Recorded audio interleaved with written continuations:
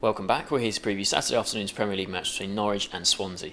Barnes, come to you first on Swansea sitting 13th in the table after that 3-0 defeat to Arsenal. Yeah, another disappointing result for them, wasn't it? First half was fairly even. Gomez, we're going to talk about him a bit later, but he had that great chance, which he really should have scored one-on-one with the keeper.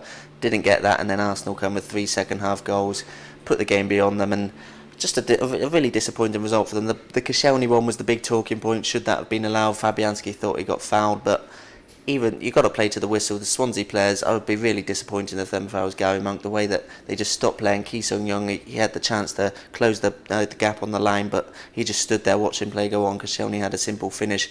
For me, it could have gone either way. Maybe would have been a fairly soft foul, but you do usually see them given, so you could see why Gary Monk is perhaps aggrieved that it wasn't given, but his players have got to play to the whistle. That was really disappointing. Then obviously Campbell capping it off with his first goal for Arsenal. Monk after the match was quite annoyed about the penalty shout as well, the one against, I think it was Per Mertesacker in the wall with a handball, which wasn't given again. I don't think that would have made a difference. It was going straight into the midriff of Giroud, the free kick was, so I'm not sure that would have made a difference, but you could argue perhaps they had a penalty, but overall they didn't really deserve anything out of the game. They were comfortably beaten in the end, and it's now just one win in the last 8 games in all competitions, and that came against Aston Villa. So after such a bright start to the season, such a good August, people expected them to push for a European place. They just haven't fulfilled that potential at the moment, and they need to improve. That Arsenal's obviously a tough game. Not too many people would have been expecting them to win that one, but they might have been confident of getting something out of it, considering the teams they've got points off so far this season. So to lose 3-0 so convincingly is disappointing, particularly on the back of such a poor run. Yeah, it's a quite different side, at the moment to the one that was playing in August, isn't it? And you mentioned that Villa game there. That was their only away win all season, and even then, they had to come from behind against a side who were all over the place, under Tim Sherwood there. So that wasn't exactly the most convincing. They needed a late winner in that game, and this game really feels like a big one for Swansea because Norwich, they're in bad form themselves, and Swansea should be able to go here quite confidently, and that they should really be targeting a win in this one because, like I said, their away form hasn't been good, and after this trip to Norwich, their next 5 away games are Liverpool, Man City, Crystal Palace, Manchester United and Everton. So really tough trips coming up sort of in the rest of November and then December. So difficult games coming up for Swansea, and they've dropped to 13th now, and certainly the first month of the season they looked like they might be top 7 contenders, maybe even top 6 the way they were going, but it doesn't look like that at the moment, and they really need to sort of catch fire again because the way they're going, they're getting dragged down closer and closer to the bottom 3, and it'd be a real surprise to see them in any kind of relegation scrap, but the way they're going, they need to sort it out soon because it's been really poor. They had a number of key players really performing at the start of the season, didn't they? Which is why they made such a positive start to the season. Of those, you'd say Gomez has gone off the ball the most. He's been really disappointing. Hasn't even scored since the win over Manchester United back in August. I mentioned that missed chance against Arsenal, which he really should have scored at the start of the season. You really would have backed him to score that, but it's not like the chances aren't being created for him. Jefferson Montero, who also made such a good start to the season, he's spent a bit of time out injured, but he still had more crosses from open play and more dribbles than any other Premier League player. So the ball is going into the box. Gomez needs to attack it more. Than we don't know about the quality of all those crosses. Perhaps he hasn't had a chance, but Gomez has just been disappointing since such a positive start to the season. And the problem for Swansea is they don't really have another option. I wouldn't say Adair's good enough really to start at this level and be pushing for European football. So Gomez is their best and only really starting option. So they need him to catch fire again.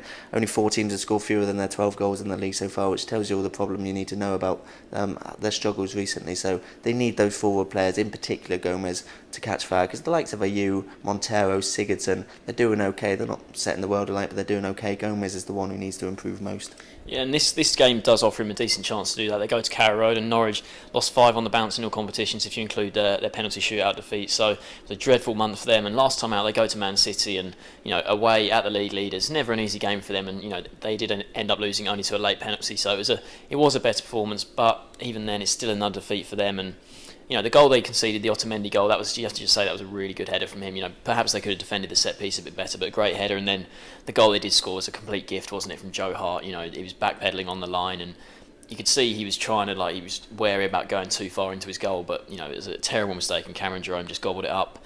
And then that was in the 83rd minute, I think it was, and then from there they just needed to be solid, and they did the complete opposite, a real gaff of their own from John Ruddy. He sort of came out towards the ball, then couldn't decide what to do, and then he was out of position, and then Russell Martin handballs on the way to the goal, and he was sent off then, and Yaya Toure stuck away the penalty. So a better performance, but more mistakes at the back there, and another defeat for them. Like I said, lost 5 on the bounce in all competitions. They're 16th now, and they're very, very close to being dropping into the bottom 3 now. Yeah, they're only 2 points clear of the relegation zone, and when you look at the fixtures they've got coming up, they won't be very optimistic of climbing too far ahead of that. I wouldn't be surprised to see them drop into the relegation zone in the coming weeks. They've got Chelsea, Arsenal, Everton, Manchester United and Tottenham in 5 of their next 6 after this game, and this isn't an easy game against Swansea. Okay, Swansea, they're not in the best form, but they'd still fancy the chance of getting something out of the game, so worrying signs, worrying times for Norwich at the moment. As you mentioned, it was a much improved performance against Man City, and Alex Neil can take some optimism out of that. But the fact is, only Bournemouth and Sunderland have conceded more in the Premier League.